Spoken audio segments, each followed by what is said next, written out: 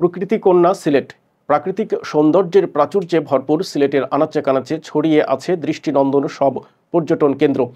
সবুজে মোড়া পাহাড়ের কোল ঘেঁষা পাথুরে নদী, ঝর্ণা, বন, চা বাগান, নীল জলরাশির হাওর, কি নেই এখানে। সিলেটের এমন অপরূপ বৈচিত্র্যে মুগ্ধ প্রকৃতি প্রেমীরা। এ কারণেই প্রকৃতির সঙ্গে মিশে যেতে দেশ বিদেশের বিভিন্ন প্রান্ত থেকে ছুটে আসেন ভ্রমণ পিপাসুরা। চলুন জেনে নেওয়া যাক সিলেটের দর্শনীয় স্থানগুলো সম্পর্কে। জাফলং। প্রকৃতি কন্যা হিসেবে সারা দেশে এক নামে পরিচিত সিলেটের জাফলং। এটি বাংলাদেশ ও ভারতের মেঘালয় রাজ্যের মধ্যবর্তী সীমান্ত অঞ্চল।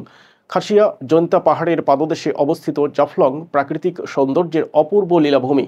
পিয়াইন নদীর তীরে স্তরে স্তরে বিছানো পাথরের স্তূপ, খাসিয়া উপজাতিদের জীবন, খাসিয়া রাজার প্রাসাদ, পাহাড়ের জলস্রোত, চা বাগান, কমলা উদ্যান, পান বাগান, সুপারি বাগান এবং স্থানীয় বাজার জাফলংকে করেছে আকর্ষণীয়।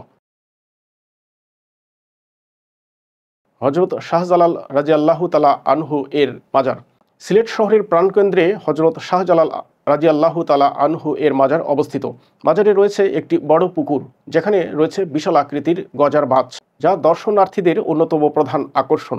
এছাড়াও রয়েছে অসংখ্য কবুতর। বিশেষ প্রজাতির এ কবুতর পর্যটকদের নজর কাটছে প্রতিনিয়ত।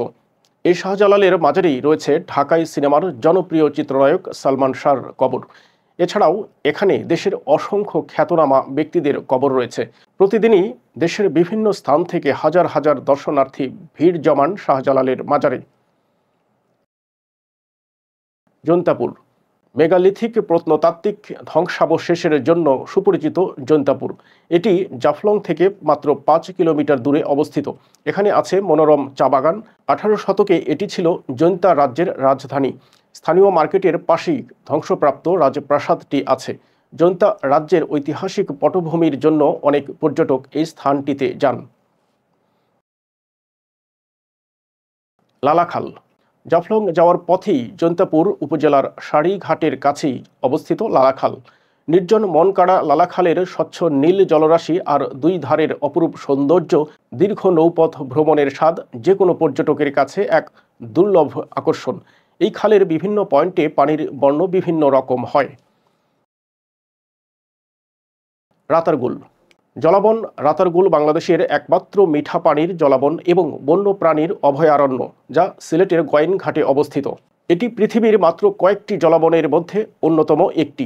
সারা পৃথিবীতে স্বাদু পানির জলাবন আছে মাত্র ২২টি। তার মধ্যে ভারতীয় উপমহাদেশে আছে ২টি, একটি শ্রীলঙ্কায়, আরেকটি বাংলাদেশের রাতারগুল।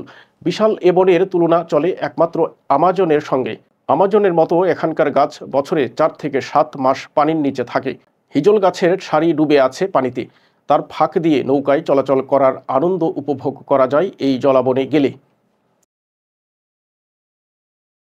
বিছানাকান্দি। বিছানাকান্দি সিলেটের গোয়াইনঘাট উপজেলায় অবস্থিত। এটি মূলত একটি পাথর কোয়েরি, যেখানে নদী থেকে পাথর সংগ্রহ করা হয়। এই জায়গায় মেঘালয় পর্বতের বিভিন্ন স্তর এসে এক বিন্দুতে মিলিত হয়েছে। মেঘালয় পর্বত থেকে নেমে আসা একটি ঝর্ণা এখানে একটি হ্রদের সৃষ্টি করেছে, যা পিয়াইন নদীর সাথে গিয়ে সংযুক্ত হয়েছে।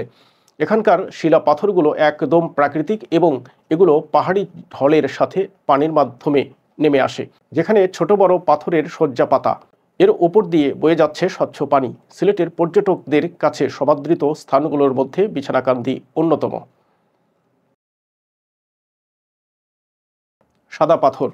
সিলেটের দর্শনীয় স্থান সমূহের মধ্যে সাদা পাথর এলাকা একটি বিশেষ স্থান অধিকার করে আছে। এটি সিলেটের গোয়াইনঘাট উপজেলায় অবস্থিত একটি প্রাকৃতিক সৌন্দর্যপূর্ণ এলাকা।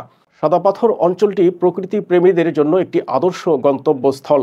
এখানে মেঘালয় পাহাড় থেকে নেমে আসা ঝর্ণা এবং নদীর স্রোতে পাথরগুলি সাদা হয়ে গেছে। এখানকার পাথরগুলির সাদা রং এবং আশপাশের সবুজ দৃশ্য একসাথে মিলে একটি অপরূপ দৃশ্যপট তৈরি করেছে।